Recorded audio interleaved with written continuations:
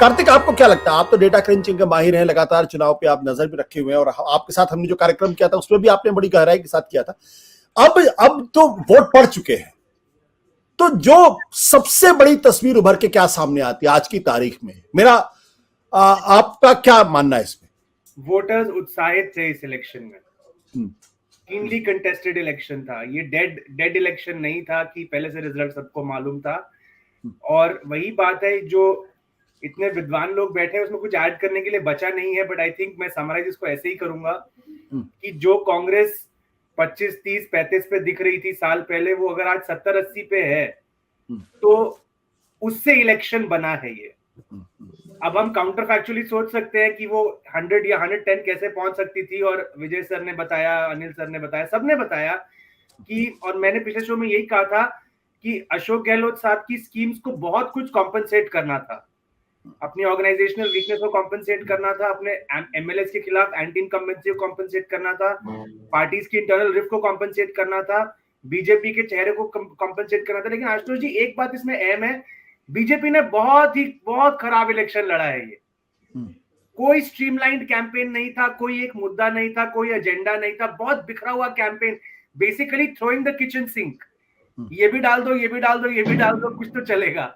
I think उनका idea था कि जीतेंगे तो हम ही, देखते हैं कैसे जीतते हैं, क्या चलता है क्या नहीं चलता। उनको था कि रिवॉल्विंग डोर है, और ये बहुत इंटरेस्टिंग है कि उन्होंने लोगों के दिमाग में साइकोलॉजी फीड किया कि ये रिवाज है, ये ऐसे ही होना है, उसका रीजन चाहे कुछ ना हो। तो बीजेपी ने भी कोई बहुत अच्छा कैंपेन नहीं लड़ा। अगर उन्होंने लड़ा होता तो शायद ये इतना क्लोज भी नहीं रहता जितना भी हमको लग रहा है। बट क्योंकि कांग्रेस ने पिकअप किया पिछले एक साल में और बीजेपी ने कैंपेन अच्छा नहीं लड़ा, इस वजह से जो मार्जिन है वो स्क्वीज हो जाएगा। मुझे भी अभी लगता है कि बीजेपी लीड में है, लेकिन कुछ भी हो सकता है 3 तारीख को। Karthik, let me act as a devil's advocate. और मैं, नो डिसरिस्पेक्ट टू जितने हमारे पैनलिस्ट हैं, सब हमारे बड़े सम्मानित मेहमान हैं, मैं किसी को डिसरिस्पेक्ट नहीं कर रहा, बट मैं एक सवाल लोगों के बीच फेंक रहा हूं और मुझे लगता है हमारे जो बाकी के 5 लोग हैं वो उस पर रिएक्ट करें।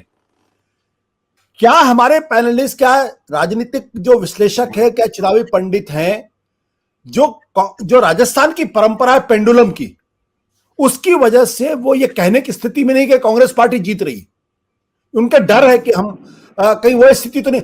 अगर हम ये कह रहे हैं कि अशोक, और ये मैं लगातार पिछले 2-3 महीनों से सुन रहा हूं कि अशोक गहलोत के खिलाफ कोई एंटी इनकम्बेंसी नहीं है, लोग अशोक गहलोत को खराब चीफ मिनिस्टर नहीं मान रहे, तमाम ओपिनियन पोल कह रहे हैं कि अब अशोक गहलोत की लोकप्रियता जो बीजेपी के तमाम नेता उनसे बहुत ज्यादा है, उनकी नीतियों को लेकर लोगों के अंदर सहमति है। लेकिन क्या हम ये कहने की स्थिति, और फिर ये कहते हैं कि एमएलए के खिलाफ एंटी इनकम्बेंसी है। अगर मुख्यमंत्री अलोकप्रिय नहीं है, अगर मुख्यमंत्री की सरकार अलोकप्रिय नहीं है, अगर उनकी नीतियों को लेकर लोगों के अंदर सहमति है, तो फिर वो सरकार क्यों हारनी चाहिए? कार्तिक? हाँ जी, तो बहुत अच्छा सवाल है, इसका जवाब और डेविल्स एडवोकेट प्ले करने के लिए थैंक यू। देखिए आशुतोष जी, आप ये समझिए कि बिल्कुल 2 लेवल पे इलेक्शन लड़ा जाता है, राइट? इनफैक्ट मैं कहूंगा 3 लेवल पे लड़ा जाएगा, सिंबल पे, नेता पे, और आपके लोकल एमएलए पे। लोकल एमएलए अनपॉपुलर थे, इसमें कोई दो राय नहीं है। मैंने आपके साथ जब शो किया था मैंने बताया था, सी वोटर सर्वे में केवल 42% लोग चाहते थे कि उनका एमएलए रीइलेक्ट होकर आए, मतलब 58% का था कि ये नहीं चाहिए हमको।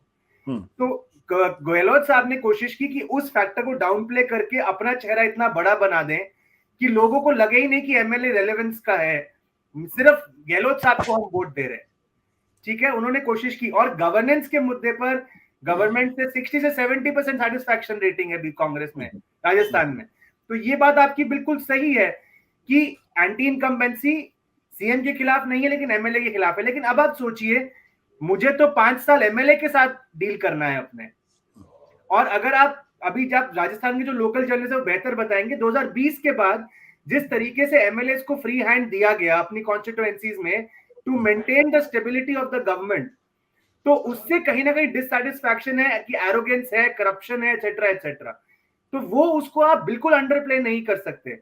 और कई जगहों पे इलेक्शन बहुत लोकलाइज हो गया, बहुत ज्यादा लोकलाइज हो गया कि आप local caste factors, local performance of the MLA, तो ये बात को हम बिल्कुल अवॉइड नहीं कर सकते आप। और दूसरी बात, जो पेंडुलम वाली आपकी बात, बहुत सही बात बोली। मैं इसमें बिलीव नहीं करता कि पेंडुलम एक गिवन चीज है। देखिए पेंडुलम कहाँ कहाँ रुका है पिछले 10 साल में। पंजाब में रुका, केरल में रुका, वो अलग बात है, दोनों बार कांग्रेस की बारी थी, वो नहीं आई। यूपी में रुका।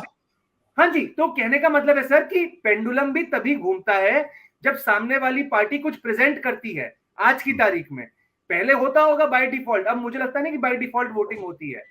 बाय डिफॉल्ट वोटिंग नहीं होती, तो सामने वाली पार्टी को कुछ प्रेजेंट करना पड़ता है कि हम ये करेंगे। तो मैं इसीलिए कह रहा हूं कि अगर बीजेपी वो करती तो शायद हम आज बहुत आराम से बोल देते कि बीजेपी आ रही है सत्ता में। अगर एक शक शुबा बचा हुआ है, उसका कारण यही है कि बीजेपी ने कुछ ऑफर नहीं किया इतना अच्छा। वहीं कांग्रेस ने पिछले 1 साल में ही सही बहुत कुछ दिया। लेकिन आप जो बिल्कुल सही कह रहे थे कि जो प्रॉब्लम्स कांग्रेस की थी वो भी सेल्फ मैन्युफैक्चर्ड थी काफी सारी। अब वो उसे कितना कॉम्पनसेट कर पाएंगे ये तो देखना पड़ेगा, काउंटिंग डे पे देखेंगे क्या।